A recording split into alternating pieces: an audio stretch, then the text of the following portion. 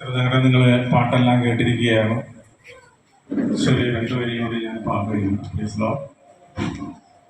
എന്റെ യേശു എന്റെ കൂടെ ഉള്ളതിനാൽ ഞാൻ ഇടറിപ്പോകയില്ല. എന്റെ യേശു എന്റെ കൂടെ ഉള്ളതിനാൽ ഞാൻ ഇടറിപ്പോകയില്ല. കൈവിടുകില്ല, വേരെന്നെ താങ്ങി നടത്തിയിടും.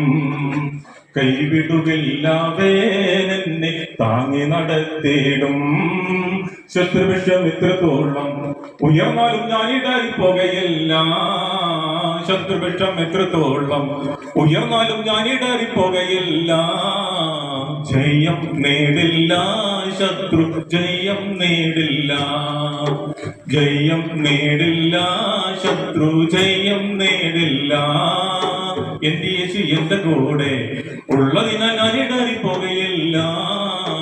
എന്റെ യേശു എന്റെ കൂടെ ഉള്ളതിനാൽ ഞാൻ ഇടറിപ്പോകയില്ല. കൈവിടുകില്ല, വേരെന്നെ താങ്ങി നടത്തിയിടും.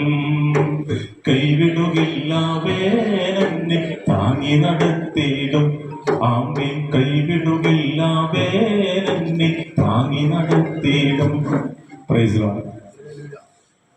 ദൈവസന്നിധിയിലിരിക്കുന്ന കത്തുദാസനും കുടുംബവും സണ്ണി പാസ്റ്റർ ടീമിലെ എല്ലാ ദൈവദാസന്മാർക്കും, പ്രത്യേകിച്ച് സഭയിലെ കുഞ്ഞുങ്ങളെ എല്ലാം കടന്നു വന്നിരിക്കുന്നവരെല്ലാവർക്കും, ഞങ്ങളെ സ്നേഹിക്കുന്ന, ഞങ്ങളെ അടുത്ത് നിൽക്കുന്ന ഞങ്ങളുടെ അയൽവാസികൾ, ഞങ്ങളുടെ ഫ്രണ്ട്സുകൾ എല്ലാവർക്കും വീണ്ടും വരാതിരിക്കുന്ന യേശു ക്രിസ്തുവിന്റെ നാമത്തിൽ എൻ്റെ സ്നേഹവന്ദനം അറിയിക്കുന്നു. Praise Lord.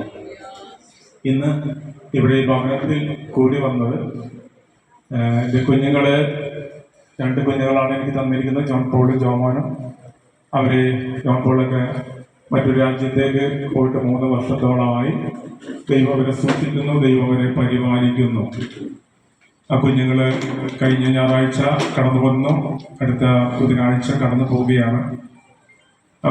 അവര് ഞങ്ങളുടെ കൂടെ ഇരിക്കുമ്പോൾ ആ സന്തോഷം, ദൈവമക്കളും ദൈവദാസന്മാരും ഞങ്ങളുടെ അയൽവാസികൾ, ഞങ്ങളുടെ ഫ്രണ്ട്സുകൾ ഒരുമിച്ച് ദൈവത്തെ മഹത്വപ്പെടുത്തി ദൈവത്തെ ആരാധിക്കുവാനും ദൈവം എൻ്റെ ജീവിതത്തിൽ നടത്തിയ വിധങ്ങളോട് ദൈവജനത്തോട്, ഫ്രണ്ട്സോട്, അയൽവാസികളോടൊന്ന് പറയുവാനും എനിക്ക് തന്ന ദൈവം തന്ന വിശ്വാസം നിങ്ങൾക്ക് അത് വർദ്ധിക്കുവാനും നിങ്ങൾക്ക് ദൈവത്തോട് കൂടുതൽ അടുക്കുവാനുള്ള മുഖാന്തരായി മാറുവാനും എല്ലാം ഉദ്ദേശിച്ചാണ് ഇന്ന് ഈ മീറ്റിംഗ് ഇവിടെ വെച്ചത്. Praise Lord. ഇത് വെക്കാനുള്ള സാധ്യതകളൊന്നുമില്ലെങ്കിലും ദൈവം എന്നെ വിളിച്ച് വേർതിരിച്ചത് എന്തിനാണെന്നുള്ള ബോധ്യം എനിക്കുണ്ട്. നിങ്ങൾ കണ്ടിരിക്കും, ഇവിടെ ഇതിൻ്റെ തൊട്ട് ഫ്രണ്ടിൽ PVS പബ്ലിക് സ്കൂൾ എന്നൊരു സ്കൂളുണ്ട്. ഏകദേശം മലപ്പുറം ജില്ലയിലല്ല, കേരളത്തിലെ ഒരു വലിയ സ്കൂൾ തന്നെയാണ്. അവർക്ക് വേറെ ഒരു സ്കൂളുണ്ട്, ഡേ സ്കൂളുണ്ട്, അതേപോലെ കല്ലായി സ്കൂളുണ്ട്, അതേപോലെ തന്നെ കോളേജ് ഉണ്ട്. ഇതെല്ലാം ഞാനാണ് ചെയ്തത്. ഇത് ഈ സ്കൂൾ ചെയ്യുമ്പോൾ എനിക്ക് 300-350 വർക്കേഴ്സ് ഉണ്ടായിരുന്നു. 3.5 മാസം കൊണ്ടാണ് അവർക്ക് ഞാൻ ക്ലാസ് റൂം റെഡിയാക്കി കൊടുത്തത്. അതിലൊരു വലിയൊരു പേര് എനിക്ക് അന്നൂടെ ഉണ്ടായിരുന്നു. പക്ഷേ പദവിയിലും പേരിലും ഒക്കെ മുൻപന്തിയിലായിരുന്നു. പക്ഷെ ജീവിതം വളരെ തകർച്ചയിലായിരുന്നു. അത്രയും വർക്കേഴ്സും അത്രയും മെറ്റീരിയൽസും അത്രയും ഇടപാടും ഒക്കെ ഉണ്ടെങ്കിലും ജീവിതത്തിൽ സമാധാന സന്തോഷവും ഉണ്ടായിരുന്നില്ല. Praise Lord. അന്ന് ജീവിക്കുവാൻ മാർഗമില്ലാത്ത സമയത്ത് ആണ് ഞാൻ സത്യത്തിൽ എൻ്റെ മാരേജ് നടന്നത്. 33-ാമത്തെ വയസ്സിലാണ് എൻ്റെ കല്യാണം നടന്നത്. എടക്കരയിൽ മഹാറാണി ജ്വല്ലറിയിൽ ഒരു ജോൺസന്റെ മകനായ ബ്രോജിനെ ഞാൻ വിവാഹം കഴിച്ചു. ജീവിതത്തിൽ വന്ന് എൻ്റെ കുടുംബജീവിതത്തിൽ എൻ്റെ പപ്പയും അമ്മയും ഒക്കെ ജീവിച്ച ജീവിത ചരിത്രം നോക്കി ഞാൻ എൻ്റെ ബുദ്ധിമുട്ടോ പ്രയാസങ്ങളോ എൻ്റെ പങ്കാളിനെ ഞാൻ അറിയിച്ചിട്ടുണ്ടായിരുന്നില്ല. പക്ഷേ ഞാൻ ആകെ തകർച്ചയിലും ബുദ്ധിമുട്ടും പ്രയാസത്തിലും കടന്നു പോകുന്ന ഒരു കാലം ഉണ്ടായിരുന്നു. ഇന്ന് നിങ്ങളുടെ മുമ്പിൽ നിൽക്കുന്ന ജീവിതം നമുക്ക് എല്ലാവരും അറിയാം. ഒരു ദിവസം ഞാൻ മോട്ടോർ സൈക്കിൾ ഒരു മഴയത്ത് മുക്കട്ടയിൽ ഞാൻ കയറി നിന്ന സമയത്ത് അവിടുത്തെ യൂണിയൻകാര് എന്നെ വന്ന് കോളർ വന്ന് പിടിച്ചു. കോളർ വന്ന് പിടിച്ചത് വെറും 185 രൂപ കൊടുക്കാനായിട്ടാണ് എൻ്റെ കോളർ വന്ന് പിടിച്ചത്. എനിക്കത് കൊടുക്കാനുണ്ടായിരുന്നില്ല. ലാസ്റ്റ് ഞാൻ ഇത്ര ദിവസങ്ങളിൽ കൊടുക്കാം എന്ന് പറഞ്ഞു. അന്ന് സാക്ഷിയായിട്ടാണ് നിൽക്കുകയാണ് കഴിഞ്ഞപ്പോൾ. അന്ന് ഞാൻ രജിയായിട്ട് കൂട്ടില്ല. അങ്ങനെ അന്നത്തെ കാലം ഞാനിത് ഒരു അനുഭവമുള്ള ഒരാൾ ഇവിടെ ഉള്ളതുകൊണ്ടാണ് ഞാനത് പറഞ്ഞത്. ഇതേപോലെ അനേക അനുഭവങ്ങൾ എനിക്കുണ്ടായിരുന്നു. അങ്ങനെയാണ് ഞാൻ അന്ന് ദൈവവിശ്വാസിയായിരുന്നു. ഞാൻ മതത്തിൽ വിശ്വസിക്കുന്ന ഒരു കത്തോലിക്ക മതത്തില് എല്ലാ ദിവസവും പള്ളിയിൽ പോയി കുർബാന സ്വീകരിച്ച് ജീവിതം ക്രമീകരിച്ചു പോകുന്ന ഒരാളാണ്. എൻ്റെ ജ്യേഷ്ഠൻ എവിടെയുണ്ട്. എൻ്റെ ജ്യേഷ്ഠൻ അന്ന് എന്നെ കൂടി വർക്കനുണ്ട്. എനിക്ക് അങ്ങനെ ഒരു അനാവശ്യമായ ഒരു സ്വഭാവം, വൃത്തികെട്ട കൂട്ടോടോ ഒന്നും തന്നെ എനിക്കില്ല. ഞാൻ എല്ലാ ദിവസവും പള്ളിയിൽ പോയി കുർബാന സ്വീകരിച്ചിട്ട് ഞാൻ എന്ത് കാര്യം ചെയ്യുള്ളൂ, പുണ്യസ്ഥലങ്ങൾ സന്ദർശിക്കുക. പക്ഷെ എന്റെ ജീവിതത്തിൽ ഇങ്ങനെ പരാജയങ്ങൾ വന്നപ്പോൾ ഞാൻ ജീവിതം വേണ്ടാന്ന് വെച്ചു. ജീവിതം ഇനി വേണ്ട. പക്ഷെ എനിക്ക് 2 കുഞ്ഞുങ്ങളെ ജോൺ വന്നിട്ടുണ്ട്. അതെന്താ സ്നേഹിക്കുന്ന ഒരു സഹോദരി തന്നിട്ടുണ്ടായിരുന്നു. പക്ഷേ അവരുടെ മുമ്പിൽ ഞാൻ എങ്ങനെ ജീവിക്കും എന്നൊരു കാലം എനിക്കുണ്ടായിരുന്നു. അങ്ങനെ ഞാൻ ദൈവമില്ലാതെ വിശ്വസിച്ചു. കാരണം എന്നെ സമൂഹം എന്നെ രക്ഷിക്കാനില്ല, മതങ്ങൾ രക്ഷിക്കാനില്ല, കൂടപ്പുറപ്പുകളെ രക്ഷിക്കാനില്ല, രാഷ്ട്രീയക്കാരെ രക്ഷിക്കാനില്ല. പിന്നെ ഞാൻ വിശ്വസിക്കുന്ന ദൈവം എന്നെ രക്ഷിക്കാനില്ല. പിന്നെ എന്തിനു ഞാൻ ജീവിച്ചിരിക്കുന്നത്? ഒരാള് ജീവിതം അവസാനിപ്പിക്കുന്നത് ഒന്ന് ഇഷ്ടം കൊണ്ടൊന്നുമല്ല, നിവൃത്തിയോടുകൊണ്ടാണ്. അങ്ങനെ ഞാൻ മരിക്കാൻ പറഞ്ഞ സന്ദേശത്തിലേക്ക് പോയപ്പോഴാണ് ഞാൻ ഇതേപോലെ സന്ദേശം കേൾക്കുന്നത്. ദേവദാസന്മാർ സന്ദേശിക്കുന്ന സന്ദേശം കേട്ട് ആ സന്ദേശത്തില് ഞാൻ അവിടെ ചെന്നിരിക്കുകയും ഇതേപോലെ തപ്പടിച്ച് ആരാധിക്കുന്ന ഒരു കൂട്ടം ചേർത്തിന്റെ പോയോടെ ഇരുന്ന് എങ്ങനെയെങ്കിലും മരിക്കാം എന്നുള്ള കണ്ടീഷനാണ് ചെന്നത്. പക്ഷെ എൻ്റെ ജീവിതത്തിൽ അന്നൊരു മരണം നടന്നു. മരണം പാപത്തിന്റെ മരണമാണ്. പാപം നമ്മുടെ വാതിക്കലാണ്. ആ പാപം, ആ മരണം നമുക്ക് ഏത് സമയവും കയറി പിടിക്കുക. നാളൊരു സമയം നമുക്കുണ്ടോ ഇല്ലേ എന്ന് നമ്മൾക്ക് അറിയില്ല. നമുക്ക് ഓരോ നിമിഷം തരുന്നത് ദൈവത്തിന്റെ ദാനമാണ്. നമുക്ക് ഈ ദേശത്തിലേക്ക് നോക്കുമ്പോൾ അനേക മക്കൾ നല്ലവരുണ്ട്, അല്ലേ? ഇപ്പോ ഞാൻ വിശ്വസിക്കുന്ന വിശ്വാസത്തിൽ തന്നെ ആയിരിക്കില്ല, മറ്റുള്ള വിശ്വാസത്തിൽ നല്ലവർ ഇഷ്ടം പോലെ ജനങ്ങളുണ്ട്, കോടീശ്വരന്മാരുണ്ട്, പാവങ്ങളെ സഹായിക്കുന്നവരുണ്ട്, രോഗികളെ സഹായിക്കുന്നവരുണ്ട്, വീടില്ലാത്തവർക്ക് വീട് വെച്ചു കൊടുക്കുന്നവരുണ്ട്, കല്യാണപ്രായം നിൽക്കുന്ന വ്യക്തിത്വ കല്യാണം കഴിച്ചു കൊടുക്കുന്ന വ്യക്തിത്വമുണ്ട്. അനേകം നല്ല സ്വഭാവമുള്ള അനേകം മക്കളുണ്ട്, ഇല്ലാഴിയില്ല. പക്ഷെ എന്റെ ജീവിതത്തില് ഞാൻ മരിക്കാൻ ഒരുങ്ങിയിരിക്കുന്ന സമയത്ത് ഞാൻ അന്ന് എന്നെ സമർപ്പിക്കുക. കാരണം അന്ന് വരെ ഞാൻ എല്ലാ ദിവസവും പള്ളിയിൽ പോയി കുർബാന സ്വീകരിച്ച് പുണ്യമാളൻ എന്നുള്ള കണ്ടിട്ട് നടക്കുന്ന എനിക്കൊരു പാപമില്ല എന്നാണ് ഞാൻ കരുതുന്നത്. പക്ഷെ ഈ ദൈവദാസന്മാരെ ഇങ്ങനെ വചനം പ്രസംഗിക്കുമ്പോൾ നമുക്ക് ആർക്കും വിലയില്ല. ഞാൻ ഒരുപാട് വെറുത്തിട്ടുള്ളതാണ്. ഈ പെന്തക്കോസ് ദൈവദാസന്മാരൊക്കെ ഞാൻ ഒരുപാട് കുറ്റം പറഞ്ഞിട്ടുള്ളതാണ്. പക്ഷെ അവര് വരുന്ന തിരുവഴുത്തിൽ പാപത്തെക്കുറിച്ച്, നീതിയെക്കുറിച്ച്, ന്യായവിധിയെക്കുറിച്ച് ബോധം വരുത്തും. അത് നമ്മൾ ശ്രദ്ധിക്കില്ല. മാറ്റമില്ലാത്ത വചനത്തിൽ നിന്നാണ് അവര് പ്രസംഗിക്കുന്നത്. വചനം സത്യമാണ്. വചനം പറയുന്നത് ആകാശം മാറിയാലും ഭൂമി മാറിയാലും ദൈവത്തിന്റെ തിരുവഴുത്ത് ഒരു മാറ്റവുമില്ല. നമ്മള് ഓരോ കുടുംബങ്ങളില് നമ്മൾ ജനിച്ചു വളർന്നതാണ്, ഇല്ലേ? 33 കോടി ദൈവങ്ങളുണ്ട്. അതിനോടൊപ്പം തന്നെ മതങ്ങളുണ്ട്. ഓരോ മതത്തിലും വിശ്വസിക്കുന്നവര് എന്റെ ദൈവമാണ് നല്ലത്, എന്റെ ദൈവം വിശ്വസിക്കാൻ പറ്റും. എല്ലാവരും അവരുടെ ദൈവത്തിന് വിശ്വസിക്കുന്നതാണ്. അതിലൊരു മാറ്റമില്ല. പക്ഷെ ഞാനും അങ്ങനെ തന്നെ വിശ്വസിക്കുന്നതാണ്. പക്ഷെ എന്താ പ്രശ്നം വെച്ചാൽ ദൈവം വിശുദ്ധിയിൽ നിറഞ്ഞു നിൽക്കുന്ന പരിശുദ്ധനാണ്. ദൈവം പാപികളെ സ്നേഹിക്കുന്നു. പാപികളെ ദൈവം സ്നേഹിക്കുന്നു. പാപത്തെ ദൈവം വെറുക്കുന്നു. പാപികളുടെ പ്രാർത്ഥന ദൈവം കേൾക്കുന്നില്ല.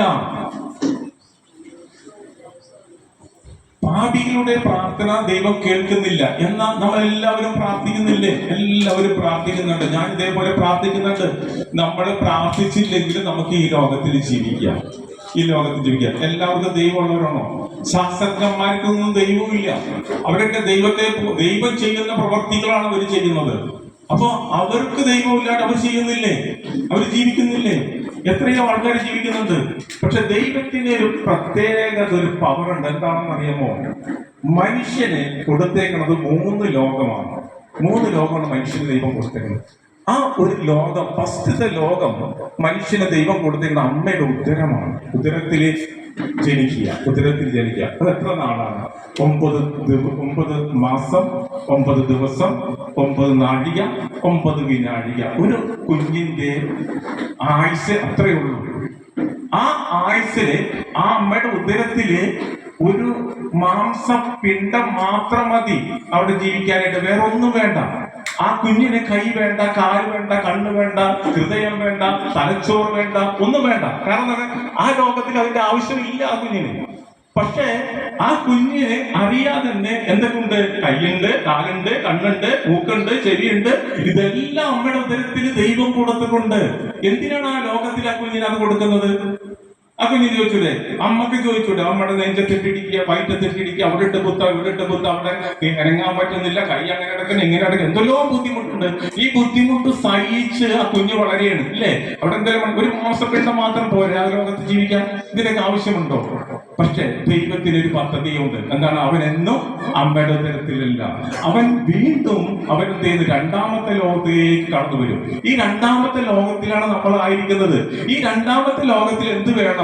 കൈ വേണം, കണ്ണ് വേണം, കാല് വേണം, കൈ വേണം, ഹൃദയം, തലച്ചോറ് വേണം. ഇതെല്ലാം വേണം 2ാമത്തെ ലോകത്തില്. ആ 2ാമത്തെ ലോകത്തിൽ ജീവിക്കുവാൻ വേണ്ടിയാണ് ദൈവം 1ാമത്തെ ലോകത്തിലെല്ലാം പദ്ധതി നിർവഹിച്ചത്. ഞാൻ പറയുന്നത് നിങ്ങൾക്ക് മനസ്സിലാവുമെന്ന് തോന്നുന്നു. കാരണം എനിക്ക് നിങ്ങളെ പറഞ്ഞ് മനസ്സിലാക്കാനുള്ള വിദ്യാഭ്യാസം എനിക്കുന്നില്ല. പക്ഷെ എന്റെ അനുഭവമാണ് ഞാൻ പറയുന്നത്. ഞാൻ മതത്തിലൊന്നും ഞാൻ ജീവിക്കുന്നില്ല. ഇപ്പോ ഞാൻ മതത്തിലായിരുന്നു, പക്ഷെ ഇപ്പൊ ഞാൻ മതത്തിലില്ല. ഞാൻ ദൈവത്തെ വിശ്വസിക്കുന്നു. ഈ സത്യം ഞാൻ പറയുന്നത് എന്ന് വെച്ചിട്ടുണ്ടെങ്കിൽ, ഇത് ഏറ്റെടുത്തിട്ടുണ്ടെങ്കിൽ അവരൊന്ന് ടെസ്റ്റ് ചെയ്താൽ, അവരൊന്ന് രുചിച്ചറിഞ്ഞാൽ, അവരൊന്ന് പ്രാക്ടീസ് ചെയ്താൽ ആ ദൈവത്തിന്റെ സാന്നിധ്യം ഓരോരുത്തരും അനുഭവിച്ചറിയാൻ പറ്റും. അതുകൊണ്ടാണ് ഞാനിത് പറയുന്നത്. എനിക്കിപ്പോ വേണമെങ്കിൽ ഒരാൾ വന്നിട്ട് എനിക്ക് വീട്ടിൽ വളരെ ബുദ്ധിമുട്ട്, പ്രയാസമാണ്, കുഞ്ഞിനെ കെട്ടിക്കണം, കുഞ്ഞിനെ പഠിപ്പിക്കണം, എനിക്കൊരു 50,000 രൂപ വേണം എന്ന് പറഞ്ഞാൽ ഞാൻ അയാൾക്ക് 50,000 രൂപ കൊടുത്തിട്ടുണ്ടെങ്കിൽ ആ 50,000 രൂപ തീർന്നു കഴിഞ്ഞാൽ വേറൊരു ആളെ അയാൾ തേടി നടക്കും.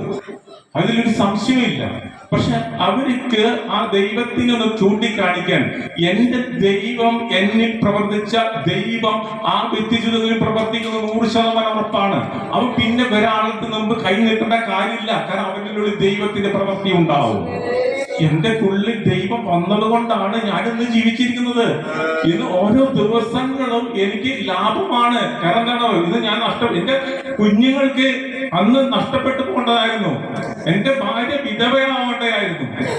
പക്ഷെ ദൈവം എന്നെ കണ്ടുകൊണ്ടാണ്, ദൈവം എന്റെ ഉള്ളിൽ വന്നതുകൊണ്ടാണ് അവർക്ക്, എന്റെ കുഞ്ഞുങ്ങൾക്ക് 2 പേർക്ക് അപ്പനുള്ളത്. അവർക്ക് ഇപ്പൊ എന്റെ അപ്പാന്ന് വിളിക്കുക.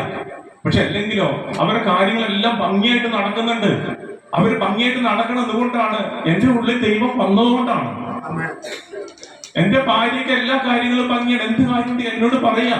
എന്തുകൊണ്ടാണ്? എന്റെ ദൈവം എന്റെ ഉള്ളിൽ വന്നുകൊണ്ടാണ്. അല്ലെങ്കിൽ ഒരു ഭർത്താവില്ലാതെ വിധേയമായിട്ട് നടക്കേണ്ട വന്നാണ്.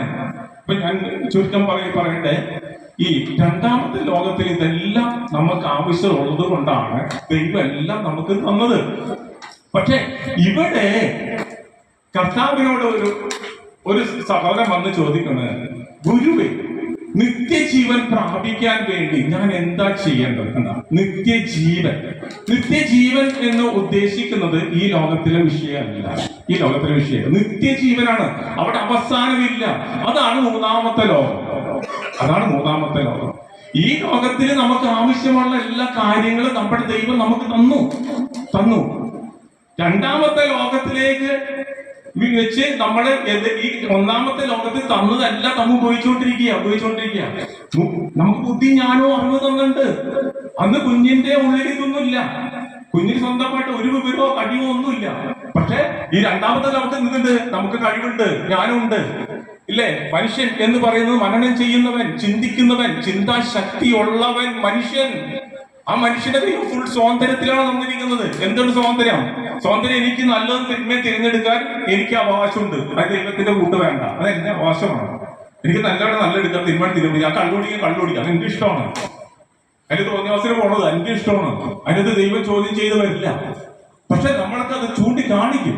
ഇത് നിൽക്കുന്ന ഇത് കേൾക്കുന്ന എല്ലാവർക്കും ഈ പാപത്തെ കുറിച്ച് ബോധം വരുത്തും. അത് എന്ത് വേണമെങ്കിലും എടുക്കാം. അത് കേട്ടെടുക്കാൻ വേണ്ടെങ്കിൽ വേണ്ട, ദൈവം ഒന്നും പറയില്ല. നമ്മളെ ശിക്ഷിക്കൊന്നുമില്ല ദൈവം. അത്ര വലിയ ദ്രോഹം ചെയ്യുന്നതല്ല ദൈവം. നമ്മൾ എത്ര വലിയ പാപം ചെയ്തിട്ടുണ്ടെങ്കിൽ ദൈവം ശിക്ഷിക്കില്ല. ദൈവം ശിക്ഷിക്കും. അവൻ പറയും അവൻ ചെയ്ത പാപത്തിനാണ് അവൻ അനുഭവിച്ചുകൊണ്ടിരിക്കുന്നത്. ഇല്ല. നമ്മൾ പാപം ചെയ്തിട്ടുണ്ടെങ്കിൽ നമ്മൾ ആ പാപത്തിന് ശമ്പളമായ മരണം കയറി വരുന്നത് പിശാചാണ് നമ്മളോട് അവകാശം പറയുന്നത്, ദൈവമല്ല. ദൈവം നമുക്കൊരു ആയുസ് തന്നിട്ടുണ്ട്. 30 വർഷം ആയുസ് എനിക്ക് തന്നിട്ടുണ്ടെങ്കിൽ ആ 30 വർഷം ആയുസ് എനിക്ക് ജീവിക്കാം. പക്ഷെ അതിക്ക് മുമ്പ് എനിക്കൊരു മരണം നടന്നാൽ ആ ദൈവം ഉത്തരവാദിത്തമല്ല. കാരണം എന്താണ്? നമ്മ ദൈവത്തിന്റെ കയ്യിലല്ല, നമ്മ ശത്രുവിന്റെ കയ്യിലാണ്. ചിലപ്പോൾ അപകടം വന്നോ, രോഗം വന്നോ, ആത്മഹത്യ ചെയ്തോ, ആരെങ്കിലും വെടിവെച്ച് കൊല്ലുകയോ മറ്റുള്ള ചെയ്യുകയോ, അത് ദൈവത്തിനകത്തല്ല. കാരണം ദൈവത്തിന്റെ കീഴിലല്ല നമ്മള്.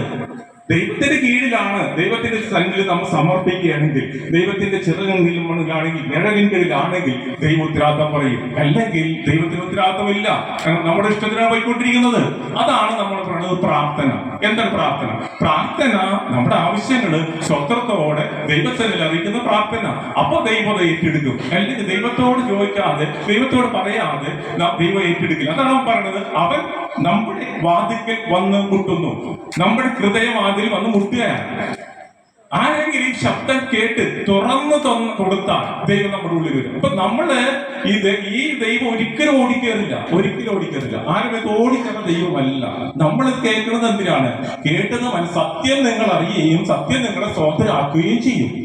അപ്പൊ സ്വാതന്ത്ര്യമാക്കണമെന്നുണ്ടെങ്കിൽ എന്ത് വേണം? ദൈവം നമുക്കൊരു ചാൻസ്. എന്റെ ദൈവമേ, എന്റെ യേശുവേ, ഇന്ന് ഞാൻ ഈ വീട്ടിൽ വന്ന് ഞാൻ ഇതിനകത്ത് വല്ല സത്യമുണ്ടോ? എന്റെ ജീവിതത്തിൽ ഇന്ന പ്രശ്നങ്ങൾ എന്റെ ദൈവം എനിക്കുണ്ട്, ഇതിനകത്ത് വല്ല സത്യം ഉണ്ടെങ്കിൽ അതും എനിക്കൊന്ന് എന്റെ ദൈവം പ്രവർത്തിക്കണം എന്ന് യേശുവിനോട് പറഞ്ഞാൽ യേശുവിടെ പ്രവർത്തിക്കും.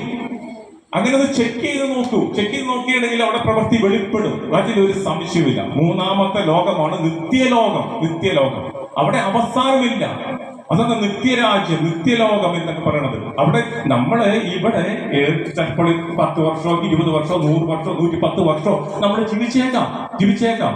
അതിനപ്പം പോയി കഴിഞ്ഞാലോ അന്ന് നമ്മൾ ചിലപ്പോൾ കോടീശ്വരനാവാം, ചിലപ്പോൾ ഏറ്റവും വലിയ വിദ്യാഭ്യാസമുള്ള ആളാവാം, എല്ലാം പദ്ധതിയുള്ള ആവാം, ഇതൊക്കെ ഉണ്ടാവും. പക്ഷെ നമ്മൾ ഈ ലോകത്ത് നിന്ന് വിട്ടുപോകണം. നമ്മുടെ മാതാപിതാക്കന്മാരെ വിട്ടുപോകണം, നമ്മുടെ സഹോദരന്മാരെ വിട്ടുപോകണം, നമ്മുടെ ഫ്രണ്ട്സിനെ വിട്ടുപോകണം. നമ്മൾ ഇവിടെ എന്തെല്ലാം സമ്പാദിച്ചിട്ടുണ്ടോ അതെല്ലാം നമ്മൾ വിട്ടുപോയിട്ടുണ്ടെങ്കിൽ മൂന്നാമത്തെ ഒരു ലോകത്തിലേക്കാണ് നമ്മൾ പോകുന്നത്.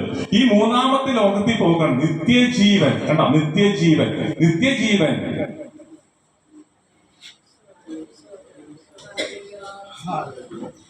നിത്യജീവനിലേക്ക് കടക്കണമെന്നുണ്ടെങ്കിൽ വടി, സത്യം, ജീവൻ. കണ്ട? ജീവൻ. ഞാനാകുന്നു. യേശു പറയാണ് ഞാനാകുന്നു. എന്തുകൊണ്ടാണ് യേശു നിത്യജീവനായി വരുന്നത്? നിത്യജീവൻ വേറെ എത്രയോ ദൈവങ്ങളുണ്ട്. എന്താണ് യേശു മാത്രം നിത്യജീവൻ? യേശുവിനെ പറ്റി പറയുന്ന ആകാശത്തിന് കീഴിൽ ഭൂമിക്ക് മേലെ മനുഷ്യരുടെയിൽ വേറെ ഒരു നാമവുമില്ല. യേശു എന്ന നാമമല്ല. നിങ്ങൾ ശ്രദ്ധിക്കുന്നുണ്ടല്ലോ? വിലപ്പെട്ട സമയങ്ങളാണ്. ശ്രദ്ധിക്കുന്നുണ്ടല്ലേ? അപ്പൊ നിത്യജീവൻ ഈ ആകാശത്തിന് കീഴേ ഭൂമിക്ക് മേലെ മനുഷ്യരുടെയിൽ വേറെ ഒരു നാമവുമില്ല യേശു എന്നൊരു നാമമല്ലാതെ. നിങ്ങൾ കേട്ടിട്ടുണ്ടാവും, പല സ്ഥലങ്ങളിൽ കവലയിലൊക്കെ പ്രസംഗം കേട്ടിട്ടുണ്ടാവും. ഈ നാമം മാത്രമേ പറയുള്ളൂ. എന്നാൽ എത്രയോ നാമങ്ങൾ ഇവിടെയുണ്ട്, എത്രയോ മതങ്ങളുണ്ട്, എത്രയോ മുദ്യാളന്മാരിവിടെയുണ്ട്. ആ നാമത്തിനൊന്നും പറയുന്നില്ലല്ലോ. എന്തുകൊണ്ട് യേശു ഇത്ര നേരം ദൈവദാസന്മാര് പാട്ടുപാടി ഈ യേശുവിനെ യേശുവിനെ മഹത്വപ്പെടുത്തുന്നത്? എന്തിനുകൊണ്ട് യേശുവിനെ ഉയർത്തുന്നത്? എന്തിനാണ് യേശുവിനെ മഹത്വപ്പെടുത്തുന്നത്? എന്തിനാണ് യേശുവിനെ പ്രസംഗിക്കുന്നത്? കാരണം അവൻ തന്നെയാണ് രക്ഷകൻ. അവനല്ലാതെ വേറൊരു രക്ഷകനില്ല. അതുകൊണ്ടാണ് അവൻ നമുക്ക് വേണ്ടി മരിക്കാൻ വന്ന് സ്വർഗം വെടിഞ്ഞ് വേഷത്തിൽ മനുഷ്യനായി നമ്മുടെ അടുത്തേക്ക് വന്നതാണെന്നോ. നമ്മുടെ പാപങ്ങള് ഏറ്റെടുക്കുവാൻ അവന് മാത്രമേ സാധിച്ചുള്ളൂ. അവൻ മാത്രമേ ചെയ്തുള്ളൂ. അവൻ മാത്രമേ നമ്മുടെ പാപങ്ങളെ ഏറ്റെടുത്തുള്ളൂ. പാപത്തിന് ശമ്പളം മരണം. നമ്മൾ ആ മരണത്തിൽ കിടന്ന് മരിച്ചിട്ടുണ്ടെങ്കിൽ ഈ നിത്യ ജീവനിൽ കടക്കാൻ പറ്റില്ല. നിത്യ നരകത്തിലേക്ക് പോവാം. ആ നിത്യ നരകത്തിൽ പോവാതിരിക്കാൻ വേണ്ടിയാണ് ദൈവം തന്നെ വേഷത്തിൽ മനുഷ്യനായി ലോകത്തിലേക്ക് വന്നത്. എന്തിനാണ് ദൈവം വേഷത്തിൽ മനുഷ്യനായി ലോകത്തിലേക്ക് വന്നത്? കാരണം എന്താണ്? കാരണം ഈ ലോകത്തിലുള്ള എത്രയോ കോടി ജനമുണ്ടോ, ഈ ജനം മുഴുവനും ദൈവത്തിന്റെ മക്കളാണ്. അതിലൊരു സംശയമില്ല. പക്ഷെ തെറ്റിപ്പോയത് കൊണ്ട് കൊണ്ട്, ദൈവ തേജസ് നഷ്ടപ്പെട്ടത് കൊണ്ട്, ആ ദൈവ തേജസ് ഈ ലോകത്തിൽ നിന്നോ ഒന്നും തന്നെ പൂജകളോ കർമ്മങ്ങളോ ദാനങ്ങളോ ബലികളോ ഒന്നും നടത്തിയില്ലെങ്കിൽ ദൈവസ്ഥനിലേക്ക് എത്തില്ല. ഈ പാപകറകൾ മാറില്ല. പാപകറകൾ മാറുന്നുണ്ടെങ്കിൽ പാപമില്ലാത്ത പരിശുദ്ധ രക്തം കൊണ്ട് നമ്മളെ കഴുകണം. ഈ പാപമില്ലാത്ത പരിശുദ്ധ രക്തം എന്ന് പറയുന്ന ഈ ലോകത്തിൽ എന്തുണ്ട് പാപമില്ലാത്തത്? ഈ ലോകത്തിൽ ഒന്നും തന്നെ ഇല്ല പാപമില്ലാത്തത്. പാപമില്ലാത്ത പരിശുദ്ധൻ ദൈവം മാത്രമുള്ളൂ. അതുകൊണ്ടാണ് ദൈവത്തിന്റെ മക്കളായ നമ്മളെല്ലാവരെയും രക്ഷിക്കുവാൻ വേണ്ടി വേഷത്തിൽ മനുഷ്യനായ വേഷം ധരിച്ച് ലോകത്തിലേക്ക് വന്ന് നമുക്ക് പാപത്തെക്കുറിച്ച് നീതിയെക്കുറിച്ച് ന്യായവിധിച്ചു ബോധം വരുത്തി പാപത്തിന് മറുപടിയായിട്ട് യേശു നമുക്ക് വേണ്ടി പകരമരണം നടത്തി. കേട്ടാ, പകരമരണം നടത്തി. ഇതാരെ വിശ്വസിക്കുന്നുവോ ആ വിശ്വസിക്കുമ്പോൾ തന്നെ യേശുവിന്റെ പുണ്യ രക്തം കൊണ്ട് നമ്മളെ കഴുകി ശുദ്ധീകരിക്കുക. അവനാണ് നിത്യലോകത്തിലേക്ക് പോകാനുള്ള അവകാശം കിട്ടുന്നത്. അതാണ് നിത്യജീവൻ പ്രാപിക്കാൻ വേണ്ടി എന്ത് ചെയ്യണം എന്ന് ചോദിക്കുമ്പോൾ ആത്മാവിലും വെള്ളത്തിലും നീ എന്ത് ചെയ്യണം? ജനിക്കണം. ആത്മാവിൽ വെള്ളത്തിൽ ആത്മാവിന്റെ ജനനം നമുക്ക് നടക്കണം. ഈ നമ്മുടെ ഉള്ളിലെ യേശു കർത്താവ്, ലോകത്തിൽ വന്ന യേശു കർത്താവ്, നമുക്ക് വേണ്ടി യാഗമായി തീർന്ന യേശു കർത്താവ്, ഉയർത്തെഴുന്നേറ്റ യേശു കർത്താവ് പറയാണ്, നിന്റെ വാതിക്കൽ വന്ന് മുട്ടുന്നു. കേട്ടോ, നിന്റെ വാതിക്കൽ വന്നു നിന്റെ ഹൃദയം എനിക്കായി തുറന്ന യേശു കർത്താവ്. നമ്മ യേശുവിന് വേണ്ടി നമ്മുടെ ഹൃദയം തുറന്നു കൊടുത്താൽ യേശു വചനം പറയുന്നു, റോമരുടെ പുസ്തകം 10-ാം അധ്യായം 9-ാം വാക്യത്തിൽ പറയുന്നത്, യേശുവിനെ വായ കൊണ്ടേറ്റ് പറയാ, ഹൃദയം കൊണ്ട് വിശ്വസിക്കുക, എന്നാൽ നീ രക്ഷ പ്രാപിക്കും. ദൈവജനമേ, ഞാൻ അന്ന് വായ കൊണ്ട് ഏറ്റുപറഞ്ഞ് ഹൃദയം കൊണ്ട് വിശ്വസിച്ചപ്പോൾ യേശു എന്റെ ഉള്ളിൽ വന്നു. ഞാൻ അന്ന് വരെ ഉണ്ടായിരുന്ന ഭാരങ്ങൾ, പ്രയാസങ്ങൾ എവിടേക്കോ അടിഞ്ഞു പോയി. എന്നെ ആരും പിന്നെ കോളം കയറി പിടിക്കാൻ വന്നില്ല. എനിക്ക് ആരും പണം തന്നില്ല. ഞാൻ ഒരുപാട് വ്യക്തികൾക്ക് പണം കൊടുക്കാനുണ്ട്, പല പല കാര്യങ്ങൾ ചെയ്യാനുണ്ട്. ഇതിനൊന്നും ആരൊന്നും പിടിച്ചു പറിക്കാൻ വന്നില്ല. പക്ഷെ ഞാൻ ചെയ്തിരുന്ന ബിസിനസ്സിൽ തന്നെ ദൈവത്തിന്റെ വലിയൊരു പ്രവൃത്തി ചെയ്തു. അങ്ങനെ തന്നെ ആരും എന്നെ കയറി പിടിക്കാതെ, ആരും എന്നെ ചോദ്യം ചെയ്യാതെ, ആരും എന്റെ വീട്ടിൽ അന്വേഷിക്കുക വരാതെ, എനിക്ക് തന്നെ ജോലി ചെയ്ത് തന്നെ അതെല്ലാം വീട്ടുവാൻ ദൈവം കൃപ നൽകി. അതുകൊണ്ടാണ് യേശു എന്റെ കൂടെ ഉള്ളത് കൊണ്ട് ഞാൻ ഇടറിയില്ല, പതറിയില്ല. കാരണം എന്താണ്? യേശു എന്റെ കൂടെയുണ്ട്. ശത്രു എത്ര വർഷം ഉയർന്നാലും അവൻ ജയിക്കുകയില്ല. കാരണം എന്താണ്? മരണത്തെയും പാതാളത്തെയും ലോകത്തെയും ജയിച്ച ജയവീരനായ ക്രിസ്തു എന്റെ ഉള്ളിലുണ്ട്. എന്റെ ഉള്ളിലുണ്ടെങ്കിൽ ഒരു ശക്തിക്കും എന്റെ മുമ്പിൽ ജയിക്കാൻ പറ്റില്ല. ദൈവമക്കളെ, എന്റെ സഹോദരി സഹോദരന്മാരെ, എന്റെ ഫ്രണ്ട്സുകളെ, എന്റെ അയൽവാസികളെ, ഞാനിത് നിങ്ങളോട് പറയുന്നത് എന്തിനാണെന്ന് വെച്ചിട്ടുണ്ടെങ്കിൽ, നിങ്ങൾ മതം മാറാനല്ല ഞാൻ പറയുന്നത്. യേശു നമ്മൾ വിളിച്ചു. യേശു എന്ന് പറയുന്നത് രക്ഷ എന്നാണ് എൻ്റെ അർത്ഥം. രക്ഷകൻ. യേശുവേ എന്ന് പറയുമ്പോൾ തന്നെ രക്ഷക എന്ന് വിളിക്കുന്ന പവറാണ് അതിനകത്ത് വരുന്നത്. ഇത് എൻ്റെ അനുഭവമാണ്. എൻ്റെ കുഞ്ഞുങ്ങൾ 2 പേരുണ്ടല്ലോ, 2 പേരും കുഞ്ഞുങ്ങളെ ഞാൻ എൻ്റെ ഇടത്തും വലത്തും കിടത്തി വളർത്തി. എൻ്റെ നെഞ്ചത്ത് കയറി കിടന്നാണ് അവർ വളർന്നത്. ഒറ്റ 10ാം ക്ലാസ്സിൽ തന്നെ ഒരു ബെഡ്റൂമിൽ തന്നെയാണ് ഞങ്ങൾ ഒരുമിച്ചുണ്ടായിരുന്നത്. എങ്ങും ഞാൻ ഒറ്റയ്ക്ക് വിട്ടിട്ടില്ല.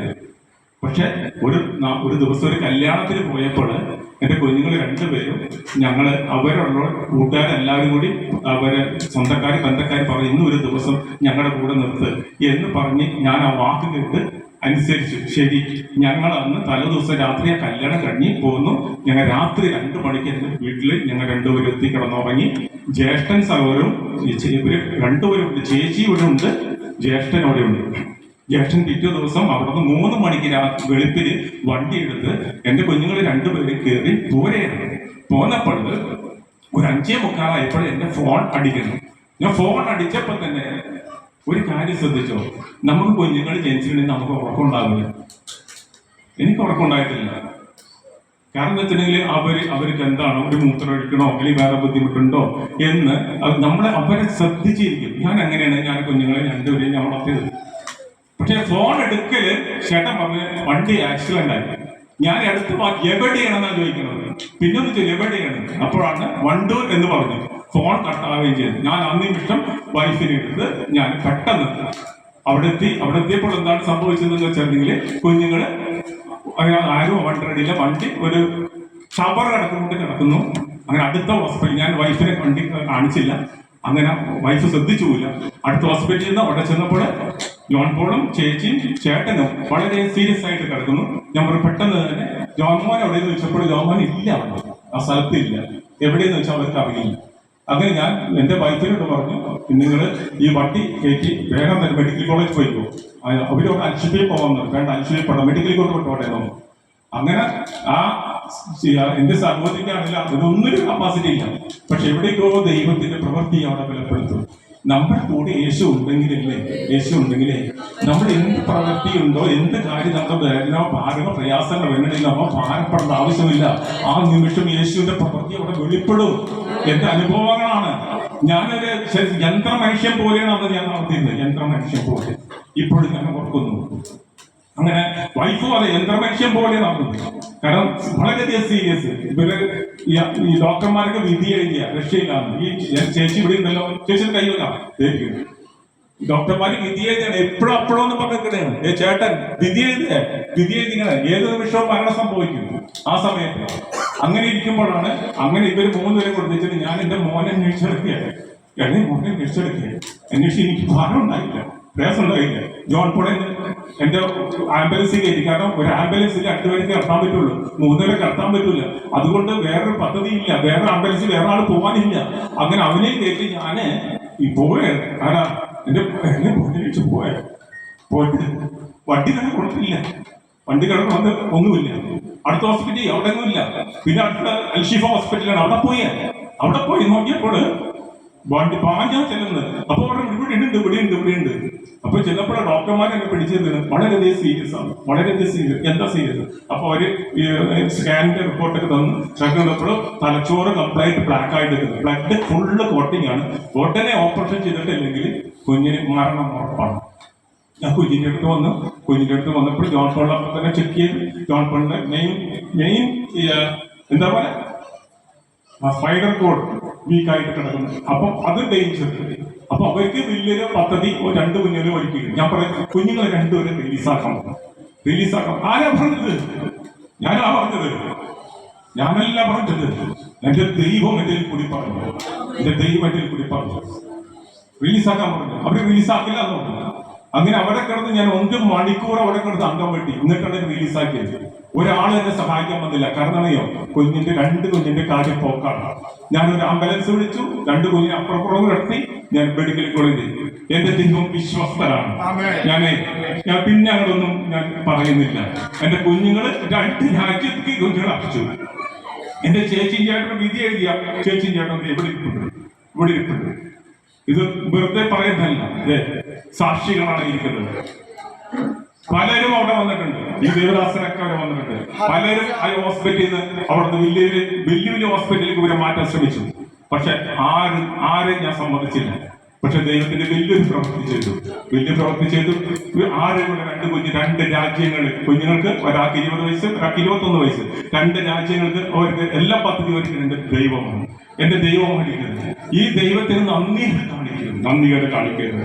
എന്റെ കുഞ്ഞുങ്ങൾ വളരുന്നുണ്ടെങ്കിൽ ആ ദൈവനാമത്തിൽ ഞാൻ എന്റെ ഹൃദയത്തിൽ നിന്ന് പറിച്ചാണ് ഞാൻ രാജ്യങ്ങൾ കാണിച്ചത്. എന്തിന് രാജ്യങ്ങൾ കാണിച്ചത്? അവരുടെ ദൈവ പ്രവൃത്തി നടക്കണം. അവർക്ക് ജീവിക്കാനുള്ള എല്ലാ മാർഗങ്ങളും ഇവിടെയുണ്ട്, എല്ലാ പദ്ധതികളും. പക്ഷെ ഈ പദ്ധതി കിടക്കാനുള്ളവരല്ല. കാരണം അവരെ ദൈവം വിളിച്ച് വേർതിരിച്ചാണ്. അവര് ഏത് വഴിക്ക് പോയിട്ടുണ്ടെങ്കിലും ദൈവം അവരെ ടച്ച് ചെയ്യും. ദൈവം ടച്ച് ചെയ്തിട്ടില്ലെങ്കിൽ അവർക്ക് ലോക മനുഷ്യന്മാരെ പോലെ ജീവിക്കാനില്ല. പക്ഷെ ദൈവം നടത്തിയ പ്രവൃത്തി നമ്മൾ ഒരിക്കലും മറന്നുപോകരുത്. ദൈവമക്കളെ, നിത്യജീവന്റെ ഉടമസ്ഥനാവണം നമ്മൾ. 3ാമത്തെ ഒരു ലോകമുണ്ട്. ആ 3ാമത്തെ ലോകത്തിൽ കടക്കണമെന്നുണ്ടെങ്കിൽ ഏക രക്ഷകനെ നമ്മൾ സ്വീകരിച്ചേ പറ്റും. നമുക്ക് വേണ്ടി പാപം ചുമന്ന് നമ്മുടെ പാപത്തിന് മറുവിലയായി കൊടുത്ത യേശു ക്രിസ്തു വിശ്വസിച്ചാൽ നമ്മുടെ പാപം യേശു ക്രിസ്തുവിലേക്ക് മാറും. അങ്ങനെ നമ്മൾ പാപമില്ലാത്ത പരിശുദ്ധനായി മാറും. നമ്മൾ യേശു ക്രിസ്തുവിനെ വിളിച്ചിട്ടാണ് നമ്മൾക്കൊരു മരണം നടന്നാൽ നമ്മ നിത്യ ലോകത്തിന്റെ, അത് നിത്യ സ്വർഗത്തിന്റെ അവകാശിയായിട്ട് മാറും. ഞാൻ ഈ വാർത്ത നിങ്ങൾക്ക് അറിയിക്കാൻ വേണ്ടിയാണ് ഞാൻ എൻ്റെ ഫ്രണ്ട്സിനെ, എൻ്റെ അയൽവാസികളെ ഒക്കെ ഞാൻ ഇന്ന് വിളിച്ചു വരുത്തിയത്. Praise Lord. മാത്രമല്ല ഞങ്ങൾ അനുഭവിക്കുന്ന ഇത് എൽഷദായ് ഗോസ്പൽ മിനിസ്ട്രിയെ കുറിച്ച് പറഞ്ഞല്ലോ. ഞാൻ അന്ന് തുടങ്ങി. എന്നെ യേശു പിടിച്ച് വേർതിരിച്ച എന്നെ അന്ന് തുടങ്ങി ഞാൻ ഈ സുവിശേഷം ഈ ഇന്ത്യ രാജ്യത്ത് മുഴുവൻ പറയുവാൻ. അന്ന് ഈ വണ്ടികളൊക്കെ ഓടുന്നത് ഒരാള് നന്മയല്ല, ദൈവം എനിക്ക് തന്ന നന്മകളാണ്. കാരണം ഞാൻ അന്ന് എന്റെ കഴിവ് 350 വർക്കേഴ്സ് ഒക്കെ ഉണ്ട് എന്ന് പറയുമ്പോൾ ഇവരെല്ലാം നല്ല നന്മ ഉണ്ടാവൂലേ? ഒരു നന്മ ഉണ്ടായില്ല. കടങ്ങളും പ്രശ്നങ്ങളും ദുരിതങ്ങളും മാത്രമേ ഉണ്ടായിരുന്നുള്ളൂ. പക്ഷെ യേശു എന്റെ കൂടെ വന്നപ്പോൾ എന്റെ ഭാരങ്ങൾ ഏറ്റെടുത്തു, എന്റെ വേദനകൾ തുടച്ചു മാറ്റി. ആ യേശു നിങ്ങളുടെ ജീവിതത്തിലും ദൈവം അത്ഭുതങ്ങൾ ചെയ്യും. നിങ്ങൾ എവിടെയായിരിക്കുന്നുവോ അവിടെ വെച്ച് യേശുവിനോടൊന്ന് പ്രാർത്ഥിക്കാമോ? യേശുവിനോട് വിളിക്കാമോ? യേശുവിന്റെ ഉള്ളിലേക്ക് നിങ്ങളുടെ ഉള്ളിൽ യേശുവിനോട് ഒരു സ്ഥാനം നിങ്ങൾ കൊടുക്കാമോ? എന്നാൽ നിങ്ങളുടെ ജീവിതത്തിൽ ഇതേപോലെ വലിയ പ്രവർത്തികൾ ചെയ്യും. എന്റെ വാക്കുകൾ അവസാനിപ്പിക്കുക എന്റെ നിർത്തിയാണ്. നിങ്ങൾ എല്ലാവരും എന്റെ ക്ഷണങ്ങൾ കേട്ട് കടന്നു വന്നല്ലോ. ദൈവം നിങ്ങളെ എല്ലാവരും അനുഗ്രഹിക്കട്ടെ. യേശുവിനെ വായ്കൊണ്ട് ഏറ്റുപറഞ്ഞ് ഹൃദയം കൊണ്ട് വിശ്വസിച്ച് നിങ്ങൾ ഇന്ന് തുടങ്ങി നിങ്ങൾ വേറൊരു ദൈവമില്ല, വേറൊരു രക്ഷകനില്ല. രക്ഷകൻ യേശു മാത്രമുള്ളൂ. നിങ്ങൾ എവിടെ വേണമെങ്കിലും മുട്ടിക്കോ, എവിടെ വേണമെങ്കിലും പോയിക്കോ, അവിടെ ഒന്നും ജീവന്റെ രക്ഷ എവിടെ നിന്നും കിട്ടില്ല. ജീവന്റെ രക്ഷ കിട്ടണമെന്നുണ്ടെങ്കിൽ യേശുവിന് വേണം. അതിന് മതവിശ്വാസത്തിൽ പോട്ടിന് മതത്തില് ഈ യേശു നിൽക്കുന്നില്ല. കാരണം മതത്തിൽ കിടന്നുണ്ടെങ്കിൽ ഒരു മതത്തിനല്ലേ യേശുവിനെ രക്ഷിക്കാൻ പറ്റുള്ളൂ, അങ്ങനെ 33 കോടി ദൈവങ്ങളുണ്ട്, മതങ്ങളുണ്ട്. ആ മതങ്ങളൊക്കെ എവിടെ പോകും? എല്ലാ മതത്തിനും പേര് ചൊല്ലി വിളിച്ച് വേർതിരിക്കുന്നവരാണ് യേശു കർത്താവ്. അതിനുവേണ്ടിയാണ് നിങ്ങൾ പോയി ലോകം മുഴുവനും പോയി എന്റെ സുവിശേഷം അറിയിക്കുകയും വിശ്വസിക്കുന്നവരെ നിങ്ങൾ എന്റെ വചനം പറഞ്ഞു കൊടുക്കണ്ട, എന്റെ ശിഷ്യരാക്കി അതിന് യേശുവിന്റെ മകനാവാനുള്ള സ്ഥാനം കൊടുക്കുക. എങ്ങനെ? വാക്കിൽ വിശ്വാസത്താൽ മാത്രം. അതിന് 10 പൈസ മുടക്കില്ല. നമ്മുടെ വിശ്വാസത്താൽ മാത്രം. ഇന്ന് ഈ നിമിഷം ആരെങ്കിലും യേശുവേ എനിക്ക് യേശുവിനെ വേണം എന്ന് ആരെങ്കിലും പറയണമെങ്കിൽ ആ വ്യക്തി ജീവിതങ്ങളിൽ യേശു കടന്നു വരും. കാരണം യേശു ഇടിച്ചു കയറില്ല. യേശുവിനോട് പറഞ്ഞു, യേശുവേ ഇന്ന് ഈ ജോസ്ബർ പറയുന്ന ഈ യേശുവിനെ എനിക്ക് വേണം, എന്റെ ജീവിതത്തിലും എനിക്ക് രക്ഷപ്പെടണം എന്ന് ആരെങ്കിലും പറഞ്ഞാൽ അവൻ നിത്യരക്ഷയാണ്. ദൈവം നിങ്ങൾ എല്ലാവരും അനുഗ്രഹിക്കട്ടെ, സഹായിക്കട്ടെ.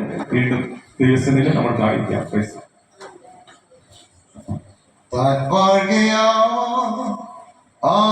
ആകുലമില്ല നാളെയെന്ന് ഭീതിയില്ല, ഭാവിയെല്ലാം തൻ കയ്യിലെന്നോ ആയത്ര ധന്യമേ ലോക ജീവിതം. വേണ്ട ആശ്രയമേക തൻ കരങ്ങൾ പിൻപിലുണ്ട്, തൻ വഴികൾ സമ്പൂർണമല്ലോ, ദോഷമായൊന്നും താതൻ ചെയ്യുകയില്ലല്ലോ. താൻ വാഴയാ ആകുലമില്ല നാളെയെന്ന് ഭീതിയില്ല, ഭാവിയല്ല തൻ കയ്യിലെന്നോ ആയത്ര ധന്യമേ ലോക ജീവിതം. വളരെ അനുഗ്രഹീതമായ സാക്ഷ്യവചനങ്ങൾ പ്രിയ ജോസാനിൽ കൂടെ കേൾക്കുവാനായിട്ട് വലിയവരായ ദൈവം സഹായിച്ചല്ലോ. മരണം മാത്രം മുൻപിൽ കണ്ടതായ നിമിഷങ്ങളിൽ അത്യുന്നതനായ ദൈവത്തിന്റെ കരം തന്നെ അവയെ കയറി പിടിക്കുവാനിടയായി മരണത്തിന്റെ ആ ആടുകുഴിയിൽ നിന്ന് തന്നെ കരം കയറ്റിയതായ ആ ജീവന്റെ സാക്ഷി കേൾക്കുവാനായിട്ടിടയായല്ലോ. നമ്മുടെ യേശു ജീവിക്കുന്നു.